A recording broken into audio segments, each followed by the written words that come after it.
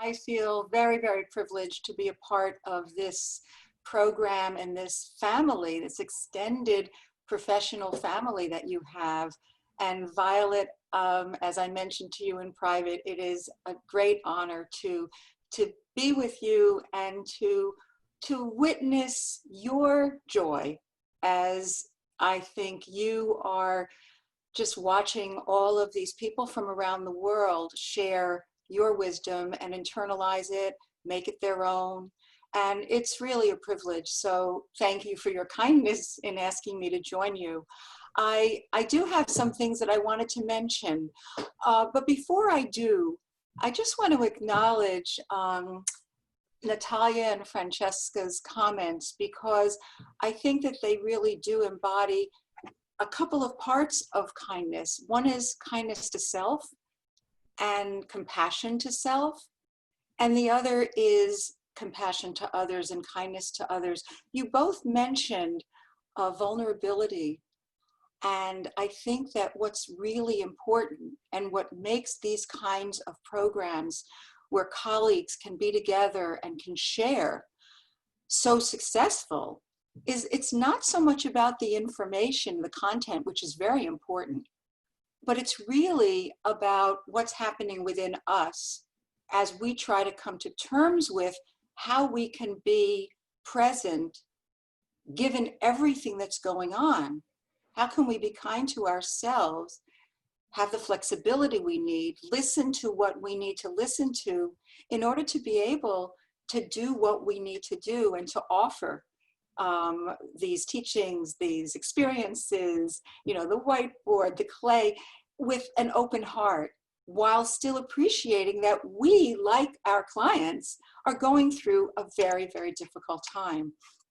I think one of the kindest things that we can do to ourselves and for ourselves is to recognize that we first are human beings who are having experiences, physiological, emotional, spiritual, mental reactions, responses to what's happening. And when we recognize that and we don't try to hide it, we then can connect with those with whom we are colleagues, with our partners, with our children, with the families we're serving. And I think that that's really one of the most important lessons of this time. How are we being transformed? And Natalia, you talked about kind of thinking about what's going on within ourselves as we think about what we're doing with others. Francesca, you talked about really mobilizing to make an enormous change, a societal change, by what you see is an inequity, by what you noticed. And who's going to be the advocates for these children? And how are you going to go from your own phase 1, phase 2, and now lobby for children and families who have really not been considered while everything else is trying to be attended to? Being able to hear these voices within ourselves is very, very important. And when we can quiet the distress that really prevents us from accessing the way we can problem solve through our anxiety and understand ways to calm ourselves so that we can be moved to action and that we can stimulate others and inspire others, that's really wonderful. So I just wanted to acknowledge the kindness that you are offering yourselves when you are offering to others. Some of you may have heard of Alan Lux, who in the 70s used a phrase called the helper's high. And it's really come into its own in these last 10, 15 years. And really the helper's high is what we feel when we do a kind act for someone. We get this flood of endorphins, you know, with these positive hormones, and our brain changes, our physiology changes when we do a kind act, when we think a kind thought, and then when we do a kind act. What happens also is that we are then inspired to do another kind act. And it doesn't stop there. The people who are the recipients of the kind act also have this change in their chemistry, in their biochemistry, in their brain. And they, as the recipient, say, gee, I'd like to do something. People call it pay it forward. So you have this kind of contagion. And then what's really amazing is if you witness a kind act, if you read something about some heroic act, if you read a story that really inspires you by a role model, you will get what we call moral elation. You will also have this flood of endorphins. And what's remarkable is that those feelings inspire us to be more kind.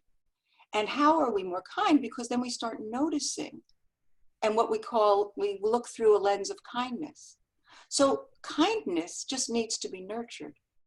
It's in all of us. We just have to nurture it, and we have to work it like a muscle.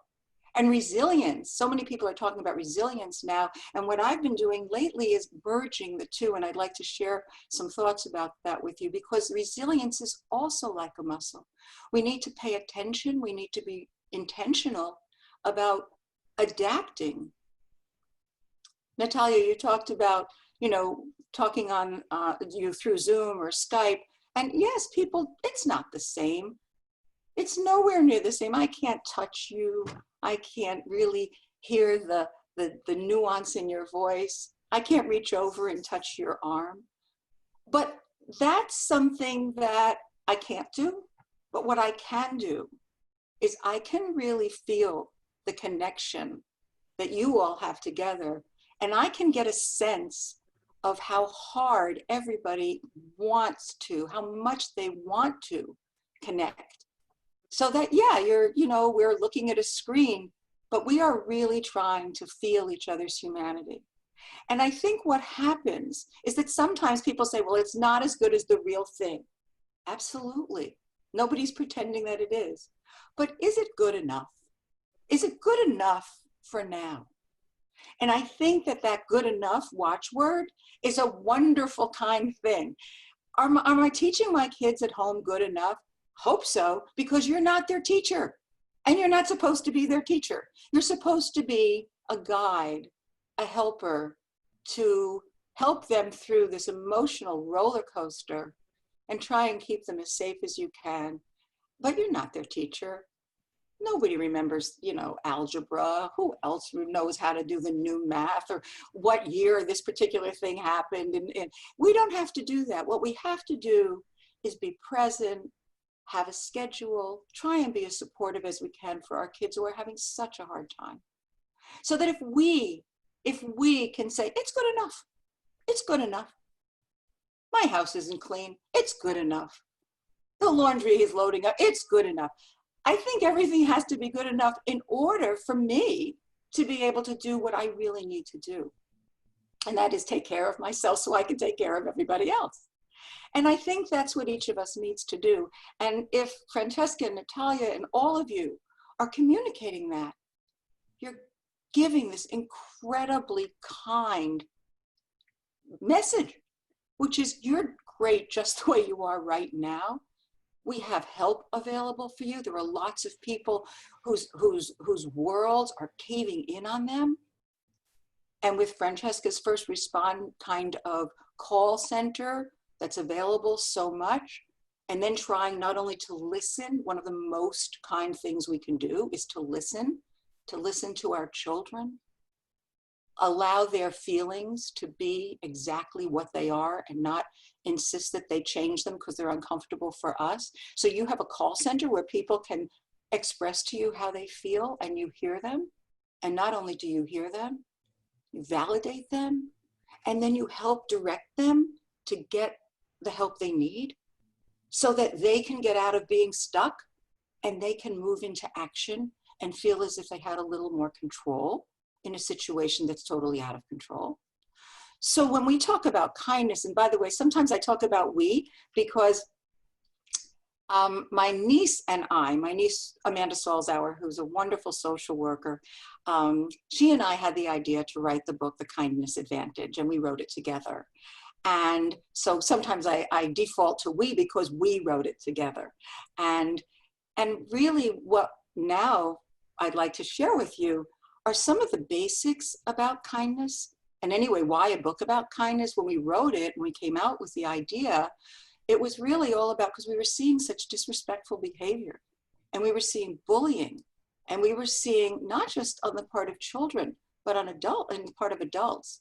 And we're thinking, what kinds of role models are we offering our children? And right now, as we are closed inside our homes with our kids, we have so many opportunities to be kindness role models.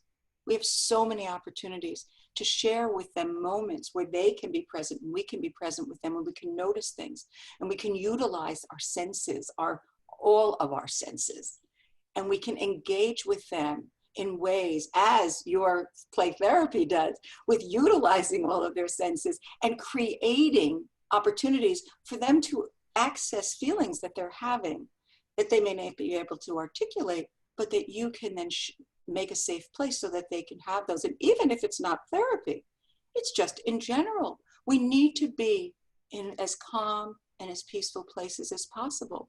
So one of the things I think that all of you are doing, even though your focus is often on the children, is really trying to help parents understand how important it is for them to be able to understand what their feelings are and how they can work through, address, recognize, notice, allow the feelings that they have, and then have them be all right, and then understand ways, learn ways that they can deal with them in positive and healthy ways for themselves and the people they live with.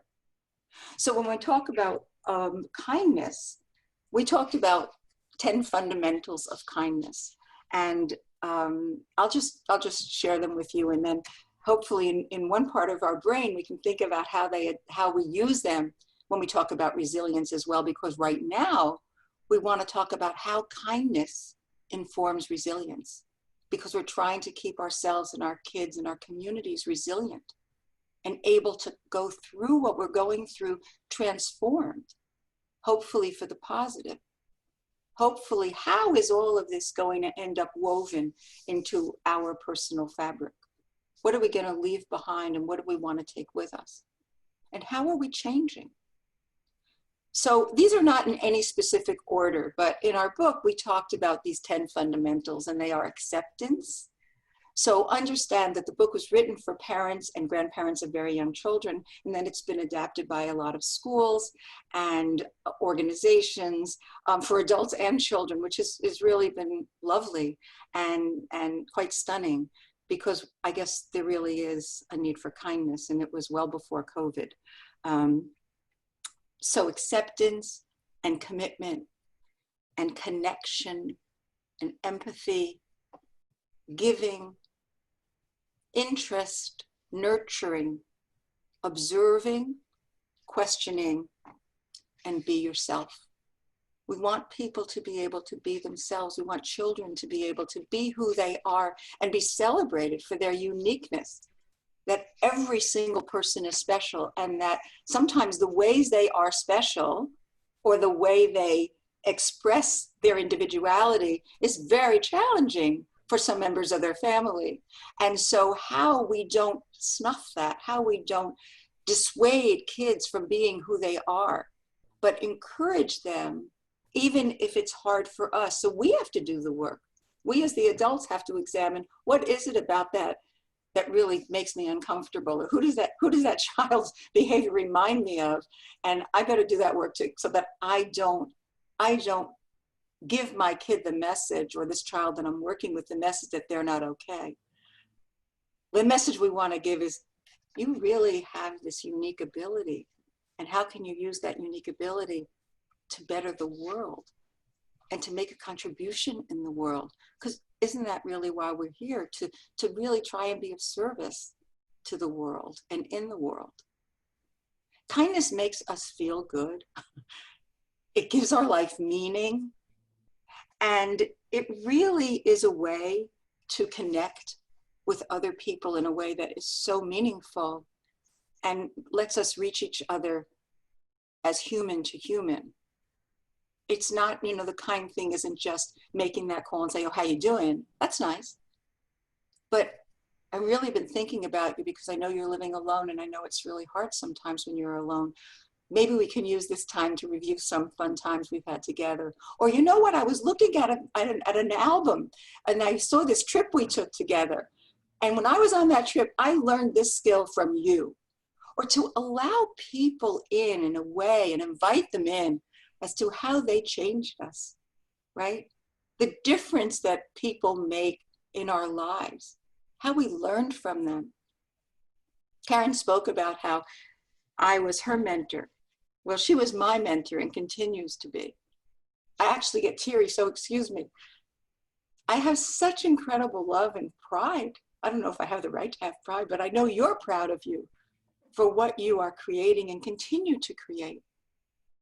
And when I think of when you were in college and we were putting together sister seminars, because for those of you who don't know, the first area of my research was on sibling relationships. And Karen, with her incredible focus and her incredible organization and out of the box thinking, gave me such freedom to do all kinds of things that I didn't know I could do. So this mentor-mentee relationship, as with parent-child relationship, as with teacher-student relationship, if we think it's one way, we are missing so much richness. We have so much to learn from our kids, from our mentees, if we're willing to be open. So when we think about resilience, the first thing that comes to my mind is adaptability. And look how adaptive you all are with, number one, adapting and having meetings on Zoom, but adapting with the way you're adapting the materials. How can they be used on Zoom? The adapting to families who are all living together. There's no privacy. How parents are adapting to childcare responsibilities when they're also working from home, when they don't have places to go out that they're used to going out. We are all adapting. Well, the question is, are we adapting well? Or are we adapting with an open heart? Are we adapting resentfully, kicking and screaming all the way? And what kind of model is that? We have the right, and we certainly understand when we do these things and we may be resentful, we're angry, we're pissed off, we're sad, we're disappointed, we're grieving, yet somehow we find strength to adapt. We look at a different way. We question the way we're thinking and we say, oh, I've been thinking that, I've been doing this way for so many years, but now it doesn't work. So I have to change the way I think. I have to look at a different perspective. We can't do that when we're tight in fear all the time and we're totally anxious all the time. So we have to calm ourselves to be able to open up the ability to look at a different way, to try a new way, to listen to somebody else who did it a different way and say, well, but I'm not like them. They have all these qualities I don't have. I can't do it. Yeah, maybe I can. Maybe I can. Maybe I can discover a part of me that I didn't know even was there because I didn't think I was good at something. But now, I don't have to be great. I can just be good enough. And maybe that'll make my life a little easier. So adaptability. And then connection. Just as with kindness. How do I connect? You know, I don't know if those of you who are living in other countries have this, I don't know what it's translated as, but here in the United States, there's this whole big thing about we're supposed to keep social distancing. And I must tell you, I have a negative visceral response to that because I think we're doing just great socially connecting right now. And I think this whole thing about Zoom, as much as it makes me crazy, it makes me happier than it makes me crazier. So I do it. And I feel very connected. And I'm so grateful that I have the opportunity to talk to patients and see their faces. Yes, I would wish that it was different, but it's not. So I can either wish it's different or I can stay where I am and enjoy the fact that we're connecting. So I think we should practice physical distancing and keep trying to be socially connected. And while I'm on my little rant, I will tell you that I think the greatest act of kindness that anybody can do right now is to wear a mask. And this whole thing, this fight about the masks, is really crazy, because when we wear a mask, we are wearing a mask for the other person. So if we want to connect and be kind, the kindest thing we can do is to try to help the other person stay healthy. So when we look at this bizarre world that we're in right now, what are the acts of kindness that we can do? We connect. We have to be able to try and have some kind of healthy relationship with control, because so much of what we thought we had control over, which for most of us was not real anyway, but we thought we had control, we don't control. So where do we still have a little bit of control, and where then can we really enjoy that control? Even in a world that is constantly changing. You listen to the news and you say, okay, now I've got it. I know what I'm supposed to do. And then 3 days later, that news is pulled back and that was wrong. Now we have to adapt this way. It's all uncertain. But if we go deep down, and if we find a place and we go to it frequently throughout the day for just a few minutes, and we breathe deeply and we contain ourselves and we settle ourselves, we know that we'll be able to get through whatever the news is or whatever the uncertainty that's changed. We'll be able to do it. We may not be able to do it alone, which is why this social connection is so important. But one of the things that we can also do in this connection time and the control issue is to remember when we went through a challenging time before. And it's really important to remind kids when they're feeling like they're hesitant or they can't do something, I'll never be able to do this. You know, I remember when you were going through this a while back, when you were sick and you felt so badly and you didn't think you'd get through it, and you did. And what did we do? Oh, we played puzzles and we read books together and we told stories, and you really got through that. When we go back in our own minds, in our own memories, and look to role models, people who have done things that we can't imagine they did, got through incredibly challenging times. Listen to their stories. See what they did. See how they thought. How did they maintain hope? How did they remain optimistic? Or when they became pessimistic, how did they regain a different perspective? I will share with you that when this whole thing started, I found myself listening to survivors.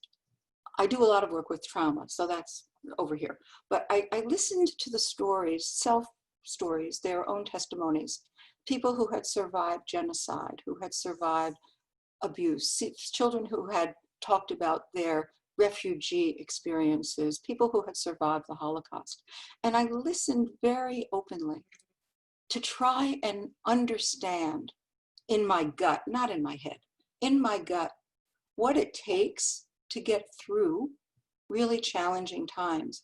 I'll also share with you an incredible act of kindness that was given to me when in 1973, I found myself in Israel, and I was there when the 73 war broke out. And I and a few friends did some volunteering while we were there to the protestations of our families who really wanted us to come home. And so that was like 48 years ago or 47 years ago. And about a month ago or month and a half ago, I received an email from one of the people from that time. She was a woman from South Africa.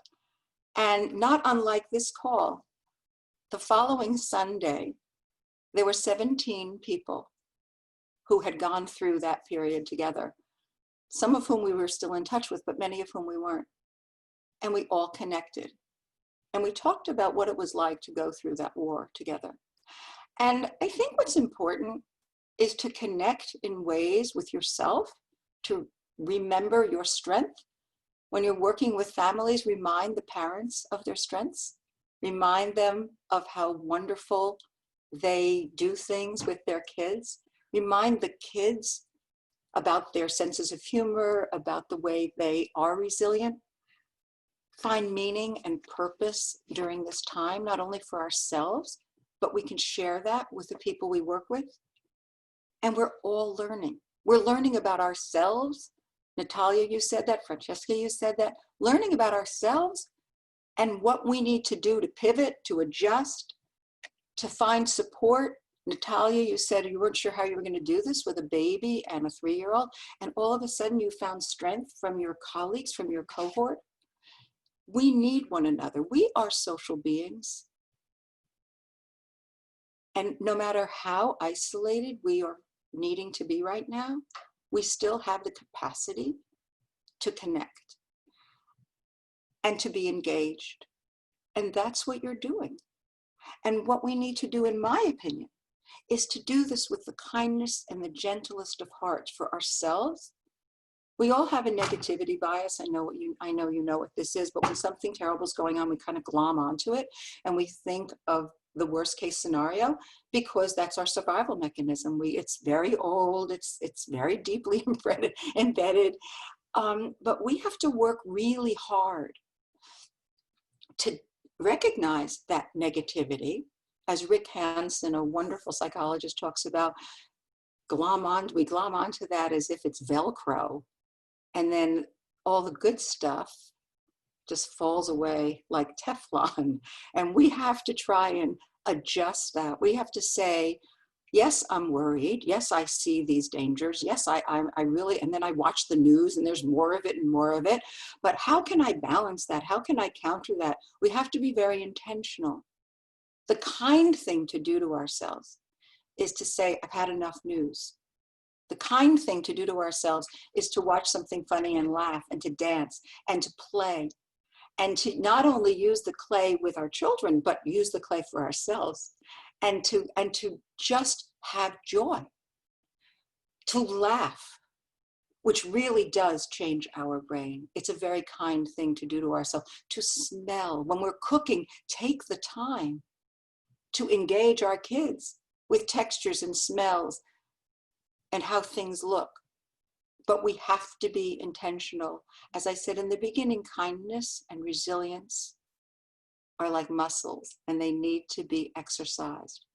And we need to also be kind to ourselves in ways that we recognize what we're grateful for.